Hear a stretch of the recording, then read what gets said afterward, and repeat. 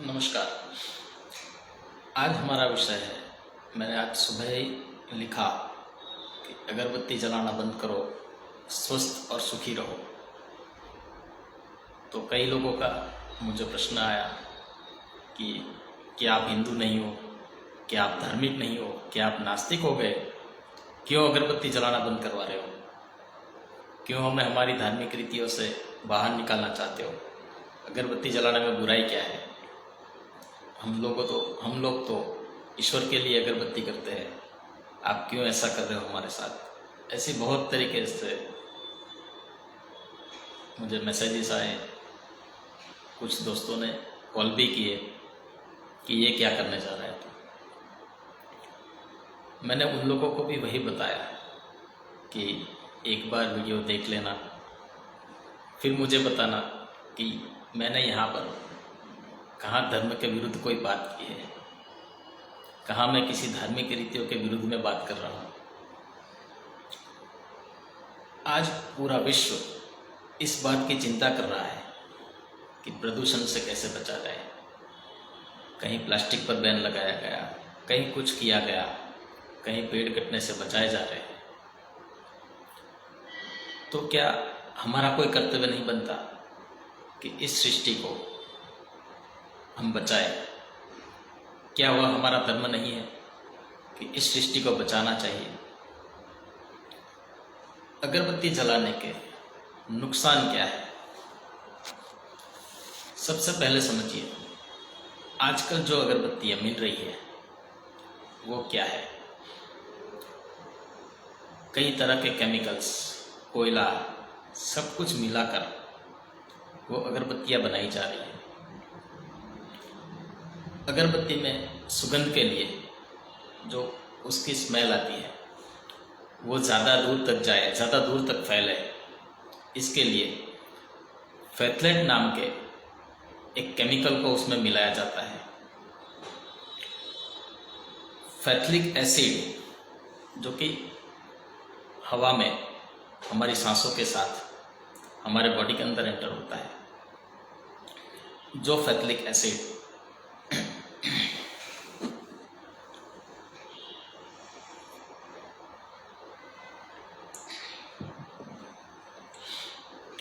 उसके साथ में न्यूरोटॉक्सिक एवं हेप्टोटॉक्सिक नाम के टॉक्सिक गैस को लेकर हमारी बॉडी के अंदर एंटर होती है। इस टॉक्सिक गैस से हमारी बॉडी में लंग कैंसर, मतलब फेफड़ों का कैंसर, लिवर डैमेज होना, ब्रेन स्ट्रोक, ऐसी कई बीमारियों को जन्म देने के लिए वो काफ़ी है। एक ताज़ा सर्वे हुआ, उसमें बाहर आया कि 10 में से 3 लोग जिनको फेफड़े का कैंसर है, उन्होंने जिंदगी में कभी भी न तो सिगरेट पी है, न तो सिगरेट को हाथ लगाया है। तो ऐसे कई कारण हैं जिसमें लंग का कैंसर हो सकता है। मतलब ये नहीं, मैं कहीं ये नहीं कहना चाहता कि सिर्फ अगरबत्ती की वजह से ही होता है, लेकिन अगरबत्ती उसमें एक कारण बन सकती है। और तो और कई लोग ऐसे कि कहीं पर भी अगरबत्ती जला देते हैं। अरे भाई, ये क्या है? और इतनी सारी अगरबत्तियां जलाते हैं, जितने उनके घर में भगवान होते हैं उतनी अगरबत्तियां वो लोग जला देते हैं। जितनी मूर्तियां मंदिर में रखी, हर एक के लिए अलग अलग। और बंदा जब भी उठेगा, एक पर्सन उठा घर में, उसने अगरबत्ती अपनी जला ली, दूसरा उठा, दूसरे ने जला ली, तीसरा उठा, तीसरे ने जला ली। क्या करने जा रहे हो आप लोग? अगरबत्ती बनती कैसे है? एक उसमें बाम्बू स्टिक है, ये बात हुई केमिकल की। और दूसरी सबसे खतरनाक बात अगरबत्ती की, तो उसमें बाम्बू स्टिक मतलब कि बांस की लकड़ी का प्रयोग होता है। बांस को जलाने से वंश का नाश होता है, ऐसा स्कंद पुराण में लिखा गया है। अब रही उन दोस्तों की बात जो मुझे नास्तिक बोलने के लिए उतावले हो रहे थे सुबह से ही। तो दोस्तों, इसमें पूरा जो धर्म है उसमें स्कंद पुराण में लिखा गया है कि बांस को जलाना मतलब वंश का नाश करना। बांस बहुत ही पवित्र चीज़ है। ऐसा नहीं है कि बांस का प्रयोग नहीं करना चाहिए। बांस बहुत ही पवित्र चीज़ है, लेकिन उसे जलाना नहीं चाहिए। उसका उपयोग होता है बांस का मंडप बनाने के लिए। आजकल तो मंडप भी लोहे के बन रहे हैं। पहले के ज़माने में बांस की लकड़ियाँ खड़ी करके बाम्बू से मंडप सजाया जाता था, उससे मंडप बनाया जाता था। बांस से लेकर मृत्यु तक जिसमें अर्थी लेकर जाते हैं वो भी बांस की बनी होती है। जीते भी लकड़ी, मरते भी लकड़ी, जो कहा गया है। लेकिन आजकल वो अर्थी भी स्टील की बना ली हमने, लोहे की बना ली कहीं पर, वो बात अलग है।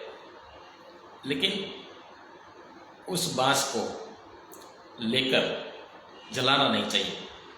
हवन में तो नहीं जलाते, लेकिन स्मशान में भी उसको जलाया नहीं जाता, उसको पानी के अंदर बहाया जाता है। अब बात रही बांस की कि बांस हमारे लिए हानिकारक क्यों है। तो बांस को जलाने से पहले तो समझ लीजिए, बांस के अंदर, बांस के भीतर बहुत ही हैवी मेटल्स रहते हैं, जैसे लीड, कॉपर, निकल, क्रोमियम, आर्सेनिक, कैडमियम, बहुत ही हैवी मेटल्स बांस के अंदर अवेलेबल है।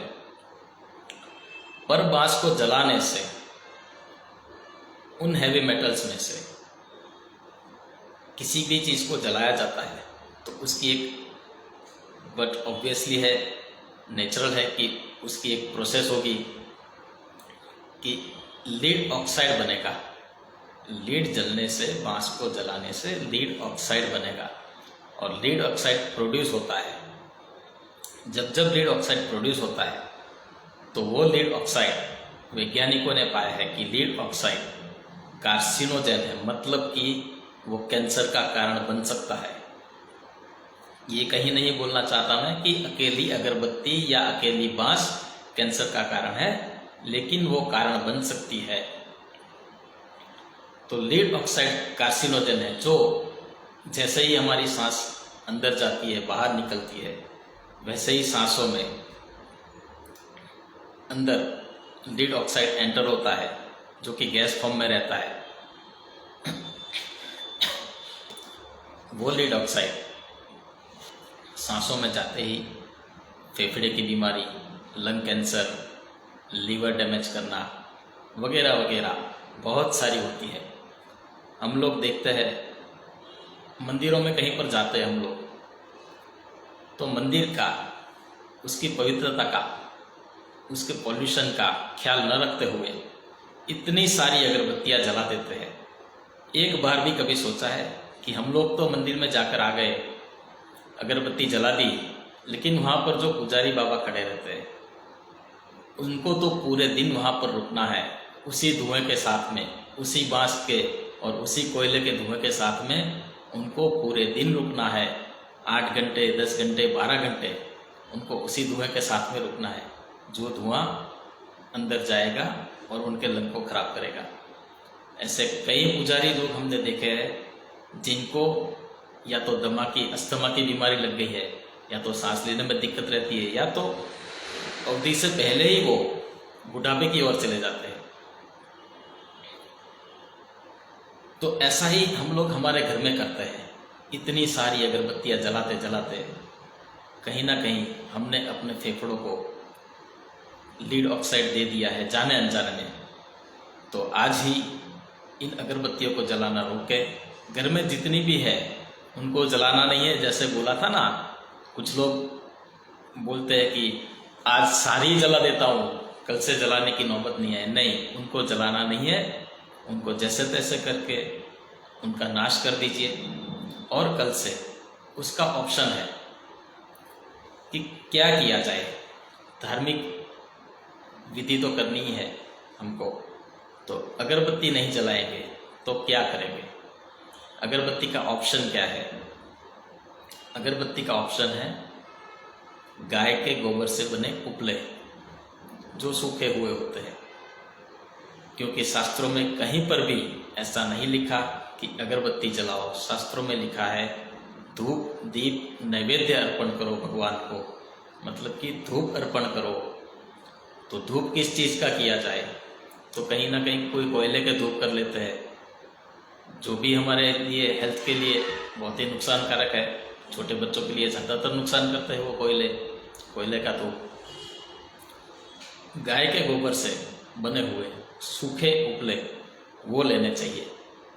उन उपलों में क्या क्या होता है आज तक भारत में यह जानने की कोशिश नहीं की गई। होती है चलती है पहले से, हमारे बाप दादा कह के गए, हमारे पुरखे कह के गए कि हाँ बेटा गाय के गोबर से हवन करना चाहिए, ये अर्क की लकड़ी से हवन करना चाहिए, पलाश की लकड़ी से हवन करना चाहिए, इससे हवन करना चाहिए, इससे हवन करना चाहिए। जो कि सारी बातें वैज्ञानिक आधार पर आज भी खरी उतर सकती है, लेकिन हमने कहीं ये जानने का प्रयत्न नहीं किया कि क्या ये सही था। और कहीं ना कहीं हमको अंधविश्वासों कहकर दुनिया में भारत एक मदारियों वाला देश बन गया। इसके पीछे कहीं ना कहीं हम लोग जिम्मेदार हैं। क्यों हमें गाय के गोबर से इतनी चीड़ है? क्यों हम गोबर के उपलों को क्रिटिसाइज करते जा रहे हैं? क्यों जो लोग गोबर से बने हुए उपले का हवन करते हैं उनको पुराने ख्यालातों वाला माना जाता है? ऐसा कहीं नहीं है। पूरा विश्व आज उस पर संशोधन कर रहा है, प्रयोग कर रहा है। रूस ने एक प्रयोग किया कि गाय के गोबर से और गाय के घी से एक हवन किया गया। तो 1 तोला मतलब कि 10 ग्राम के आसपास गाय का घी उनके उपलों के ऊपर लेकर हवन किया गया। तो उस घी से जो धुआं निकला, उस उपलों से जो धुआं निकला, उसमें से 1 टन ऑक्सीजन पैदा हुआ था। मान लो कि 10 ग्राम गाय का घी 1 टन ऑक्सीजन पैदा कर सकता है। तो समझ लो हर एक घर में अगर 1 चम्मच गाय के घी से ये हवन होने लगे तो कितने टन ऑक्सीजन हम पूरे विश्व में और पूरे देश में पैदा कर सकते हैं। रही बात गाय के उपले की, तो उसमें nitrogen, potassium, sulphur, iron, magnesium, copper, cobalt जैसे 24 प्रकार के मिनरल्स उसमें अवेलेबल है, जो कि गाय के उपलों से जलने के साथ में वो ज़्यादा हैवी मेटल नहीं रहती है, लीड नहीं रहता है उसमें। तो इतनी ज़्यादा हैवी मेटल्स उन उपलों में नहीं है जितनी वो बांस में होगी। तो उनको जलाया जा सकता है और बहुत ही सारा हम लोग भी हेल्थ में अच्छे बन सकते हैं। गौ माता की भी सेवा हो जाएगी, गौशाला की भी सेवा हो जाएगी, हमारा स्वास्थ्य भी अच्छा रहेगा और पूरा भारत, पूरा विश्व इससे बच सकता है। और तो और एक वास्तुशास्त्र जो बोलते हैं हमारे यहाँ पर, चाइनीज़ फेंगशुई वास्तुशास्त्र, आजकल सारी चीज़ें चाइनीज़ लाने लगे हम लोग। तो फेंगशुई भी हम लोग चाइनीज़ लेकर आ गए कि चाइनीज़ वास्तुशास्त्र। तो चाइनीज़ वास्तुशास्त्र में इतने छोटे छोटे वो बाम्बू प्लांट लगाते हैं। ठीक बात है कि बाम्बू प्लांट लगाइए घर पर, लेकिन उससे अच्छा है एक तुलसी का पौधा अपने घर पर रखिए और उस तुलसी के पौधे के आगे एक दीपक जलाकर रख दीजिए। जो दीपक जलाकर रखा तुलसी के पौधे के आगे, सुबह शाम तुलसी का पौधा हमारे आंगन में रहेगा, एक दीपक जलाया तो उससे जो हवा आती, हवा चलती है, वो हवा वो दीपक से होती हुई तुलसी के अंदर जो भी अच्छे गुण हैं, जो भी बैक्टीरिया फ्री करने वाले जो भी इंग्रेडिएंट्स है तुलसी के पौधे के अंदर, वो हवा लेकर गर्म होकर उसकी गर्मी से वो हवा हमारे घर के अंदर आएगी और हमें स्वस्थ करेगी। तो सबसे अच्छी बात यही है कि दीपक जलाओ तुलसी के आगे, तो बाम्बू ट्री रखने की ज़रूरत नहीं पड़ेगी। और ऑक्सीजन तो फ्री में मिल रहा है गाय के गोबर से। तो दो बातें हो चुकी है आज कि कहीं ना कहीं हम लोग एक पॉल्यूशन को बचाने में काम लगेंगे, कहीं ना कहीं जो गौ हत्या हो रही है उसको भी बचाने में काम लगेंगे। ये सारी चीज़ें हमें आज मिलकर करनी चाहिए। तो आप सभी से निवेदन है, हाथ जोड़कर निवेदन है कि आज ही इन बांस वाली अगरबत्तियों का फैसला कर दीजिए, उसको अपने घर से निकाल दीजिए, अपने जीवन से निकाल दीजिए, अपने दोस्तों को भी बताइए कि ये अगरबत्ती हमारे स्वास्थ्य के लिए, हमारे बच्चों के स्वास्थ्य के लिए, इस पूरे विश्व के लिए ये बांस जलाना कितना हानिकारक है। तभी शास्त्रों में बताया गया है कि बांस जलाने से वंश का नाश होता है। ऐसी बहुत सारी बातें आगे और करते रहेंगे। हमसे जुड़ने के लिए आप सभी का धन्यवाद। भारत माता की जय। जय गौ माता, जय भारत।